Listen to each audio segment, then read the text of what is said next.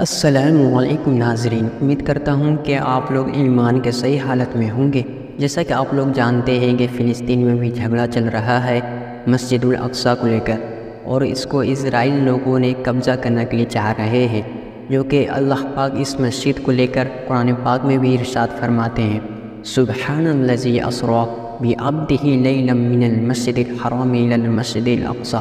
پاک ہے وہ ذات جس کو ہم راتوں رات مسجد الحرام سے مسجد الاقصیٰ تک لے گئے، اور جس کے چاروں ارد گرد برکتیں رکھے تھے وہ لے گئے۔ تو آج یہی ریئیکشن ہونے والا ہے مسجد الاقصیٰ کو لے کر۔ آج ہم اس ویڈیو میں دیکھیں گے کہ مسجد الاقصیٰ کے بارے میں مفتی طارق مسعود صاحب کیا کہے ہیں اور کیا نہ کہے ہیں، اور اس سے ہم کو بہت کچھ سیکھنے کو ملے گا۔ آپ لوگ اس ویڈیو کو دیکھیں اور اپنے دوستوں کے ساتھ شیئر کر دیں۔ تو چلیے اس ویڈیو کو زیادہ لمبا نہیں کرتے ہیں اور اس ویڈیو کو کرتے ہیں اسٹارٹ۔ اس ویڈیو کا لنک اسی ویڈیو کے ڈسکرپشن میں دے دیں گے تاکہ آپ وہاں سے جا کے اس ویڈیو کو فل واچ کر سکتے ہیں۔ تو چلیے اس ویڈیو کو کرتے ہیں اسٹارٹ۔ آپ لوگ آخر تک ضرور دیکھیں اور اپنے دوستوں کے ساتھ یہ ویڈیو کو شیئر کر دیں تاکہ آپ تک بہت سارے اچھے بیانات آتے رہیں گے۔ تو چلیے اس ویڈیو کو کرتے ہیں اسٹارٹ۔ آگے اللہ فرماتے ہیں الذی بارکنا حولہ، اس مسجد اقصیٰ جس کے ارد گرد ہم نے برکتیں رکھی ہیں۔ ارد گرد چونکہ سرزمین شام ہے تو اس میں اللہ نے برکتیں رکھیں، دنیاوی برکتیں بھی رکھی ہیں اور روحانی برکتیں بھی۔ روحانی برکتیں یہ ہیں کہ جتنے پیغمبر اس سرزمین میں آئے کسی دوسری زمین میں نہیں آئے، اور جتنے پیغمبروں کی وہاں قبریں ہیں سرزمین شام میں اور بیت المقدس میں، اتنی قبریں پیغمبروں کی کہیں نہیں ہیں، کسی اور جگہ پہ اتنی قبریں نہیں ہیں۔ اور دنیاوی برکتیں کیا ہیں کہ وہاں کی پیداوار، وہاں کی ہوا وہ بہت صحت کے لیے مفید ہے۔ انار، وہاں کا زیتون، وہاں کی انجیر، یہ سارے ایسے برکت والے پھل اللہ وہاں پیدا کرتا ہے اور بہت وافر مقدار میں۔ میں ترکی کے میں شام کے بارڈر تک گیا ہوں۔ پہلے تو شام کا علاقہ بہت وسیع تھا، تو یہ تو اب جو شام ہے یہ تو تھوڑا سا رہ گیا ہے۔ نبی صلی اللہ علیہ وسلم کے دور کا جو شام ہے وہ تو بہت وسیع رقبہ تھا۔ تو وہ ترکی کے بارڈر پہ جب آپ جاتے ہیں اور شام کی سرزمین ملتی ہے تو آپ کو اندازہ ہوتا ہے وہاں کی ہوا میں ایک خاص قسم کی ایک محسوس ہوتا ہے انسان کو اپنی صحت، اور ایک خاص قسم کی خوشبو محسوس ہوتی ہے۔ اور زیتون بہت کثرت سے پیدا ہوتا ہے، انجیر بہت کثرت سے پیدا ہوتا ہے، انار بہت کثرت سے پیدا ہوتا ہے۔ وہاں کے لوگوں کی صحتیں، ان کے چہروں کی فریشنس وہ صاف بتا رہی ہوتی ہے کہ اللہ نے زمین میں جسمانی برکتیں بھی بہت زیادہ رکھی ہیں۔ اور علماء نے لکھا ہے کہ اللہ نے جب یہ بتایا نا کہ مسجد اقصیٰ کے ارد گرد برکتیں، تو اس سے خود بخود یہ ثابت ہوتا ہے کہ جس مسجد کے مبارک ہونے کی وجہ سے اس کے ارد گرد اتنی برکتیں ہیں تو خود اس مسجد میں کتنی برکتیں ہوں گی۔ تو وہ مسجد بہت زیادہ برکت والی ہے۔ تبھی حدیث میں آتا ہے کہ جو مسجد حرام میں نماز پڑھتا ہے اسے 1,00,000 نمازوں کا ثواب ملتا ہے، اور جو مسجد اقصیٰ اور مسجد نبوی میں نماز پڑھتا ہے اسے 1,000، اور بعض روایات میں آتا ہے مسجد اقصیٰ میں 50,000 اور مسجد نبوی میں 1,000۔ اور یہ بھی رسول اللہ صلی اللہ علیہ وسلم کی صحیح حدیث ہے، لا تشد الرحال الا الى 3 مساجد، کہ سفر کیا جائے گا صرف 3 مسجدوں کی طرف۔ کیا مطلب؟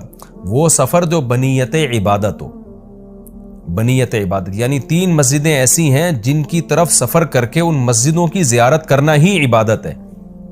ویسے تو کوئی بھی مسجد ہو آپ ویسے دیکھنے کے لیے چلے جائیں، اس کو سفر کر کے بھی انسان جا سکتا ہے ویسے ہی دیکھنے کے لیے، بھئی مسجد کیسی بنی ہے، خوبصورت ہے یا نہیں، لیکن علی وجہ تقرب یعنی وہ سفر جو بطور عبادت کے ہوگا، ان میں صرف 3 مسجدیں ایسی ہیں جن کی طرف زیارت کے لیے سے جانا ہی بذات خود شریعت میں مقصود ہے اور ایک عبادت ہے، اور ان میں جا کے نماز پڑھنے کی اضافی بہت زیادہ فضیلت ہے۔ تو وہ 3 مسجدیں ہیں، آپ نے فرمایا ایک مسجد حرام، ایک مسجد اقصیٰ اور ایک مسجد نبوی۔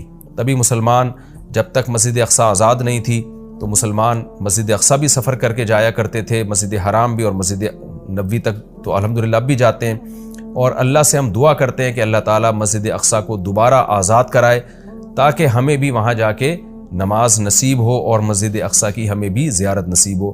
یہ ہر مسلمان کی تمنا ہے، اور بہت سے لوگوں کو اللہ نے یہ توفیق دی ہے، وہاں جاتے ہیں، اور بہت سے لوگ اس زیارت سے محروم ہیں۔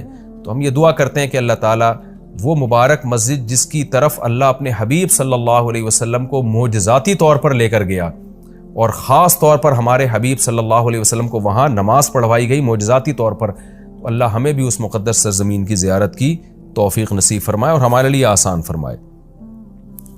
آگے اللہ فرماتے ہیں لِنُرِيَهُ مِنْ آیَاتِنَا، ہم نے یہ سفر اس لیے کرایا تاکہ ہم محمد صلی اللہ علیہ وسلم کو اپنی نشانیوں میں سے کچھ نشانیاں دکھائیں۔ وہ نشانیاں یہی ہیں کہ جو معراج کی رات آپ کو دکھائی گئیں، پیغمبروں کی زیارت کروائی گئی، جنت جہنم دکھائی گئی، تو یہ ساری بڑی بڑی نشانیاں تھیں۔ خود معراج خود ایک بڑی نشانی ہے۔ إِنَّهُ هُوَ السَّمِيعُ الْبَصِيرُ، اللہ تعالیٰ خوب سننے والا اور دیکھنے والا ہے۔ یعنی انسان تو محتاج ہے کہ جب تک اسے سنایا نہ جائے وہ سن نہیں سکتا، دکھایا نہ جائے وہ دیکھ نہیں سکتا۔ تو پیغمبر صلی اللہ علیہ وسلم بھی خود سے نشانیاں نہیں دیکھ سکتے، اللہ نے دکھائیں، اللہ نے سنائی، لیکن اللہ وہ ذات ہے جو سمیع بھی ہے اور بصیر بھی، اسے وہ ہر وقت ہر چیز کو دیکھ بھی رہا ہے اور ہر وقت ہر چیز کو سن بھی رہا ہے۔ آگے اللہ تعالیٰ ارشاد فرماتے ہیں وَآتَيْنَا مُوسَى الْكِتَابَ، یہ پیغمبروں کا سلسلہ نیا نہیں ہے، پرانا ہے۔ ہم نے محمد صلی اللہ علیہ وسلم کو جیسے کتاب دی ہے اور محمد صلی اللہ علیہ وسلم کو نشانیاں دکھا رہے ہیں، تو آپ سے پہلے موسیٰ علیہ السلام کو بھی ہم کتاب دے چکے ہیں۔ اور بیت المقدس کا تذکرہ ہے نا، تو یہودی بیت المقدس پہ ہمیشہ سے دعویٰ کرتے رہے کہ بیت المقدس تو ہمارا ہے اور اس میں تو ہمارے پیغمبر مدفون ہیں، تو اس کا بھی اللہ جواب دے رہے ہیں کہ ہم نے اہل یہودیوں کو کتاب دی تھی، مگر انہوں نے کتاب کا حشر کیا کیا۔ تو آگے پورے رکوع میں اسی کی تفصیل ہے کہ کس طرح انہوں نے خدا کی نافرمانی کی ہے، جس کے نتیجے میں اللہ نے ان سے یہ خلافت چھینی ہے اور بیت المقدس ان سے چھینا گیا ہے، تو اسی کا تذکرہ ہے۔ وَآتَيْنَا مُوسَى الْكِتَابَ، ہم نے موسیٰ کو کتاب دی، وَجَعَلْنَاهُ هُدًى، اور ہم نے ہدایت بنایا تھا اس کتاب کو، لِبَنِي اسرائیل، بنی اسرائیل کے لیے، اللہ تتخذوا من دونی وکیلا، اور ان سے کہا تھا میرے سوا کسی کو کارساز نہ بنانا، اللہ ہی سے دوستی لگانا، اللہ ہی کو اپنا وکیل یعنی کارساز سمجھنا کہ اللہ ہی تمہارے کام بنائے گا بگاڑے گا، لہذا اللہ ہی سے بنا کے رکھنا ہے۔ وکیل کہتے ہیں جو آپ کے کام بنانے والا ہوتا ہے۔ تو جب اللہ پہ اعتماد اور توکل کرو گے، اللہ ہی کو کارساز سمجھو گے، تو پھر ظاہر ہے اس کی اطاعت بھی کرو گے نا، مگر یہودیوں نے ایسا نہیں کیا۔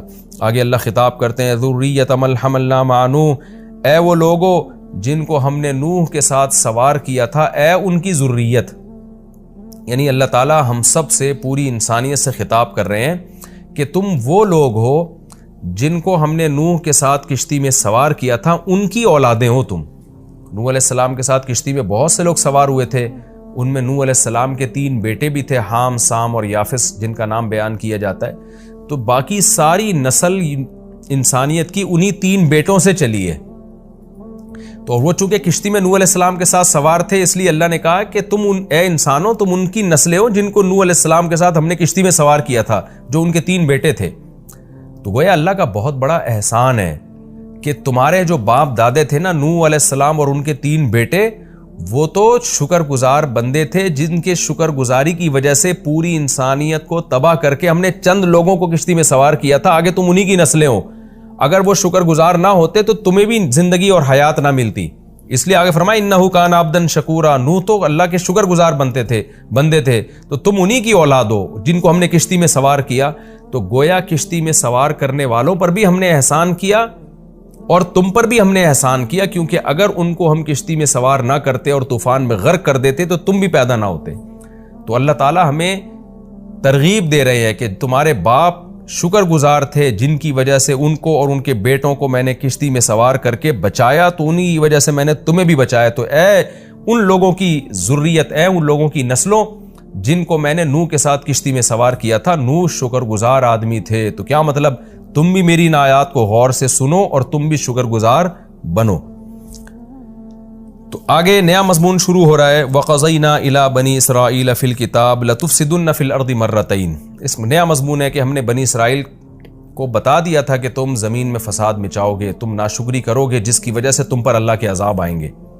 تو بنی اسرائیل نے ان باتوں پر عمل نہیں کیا جس کی وجہ سے ان پر قوم مسلط ہو کر ان کو عذاب چکاتی رہی۔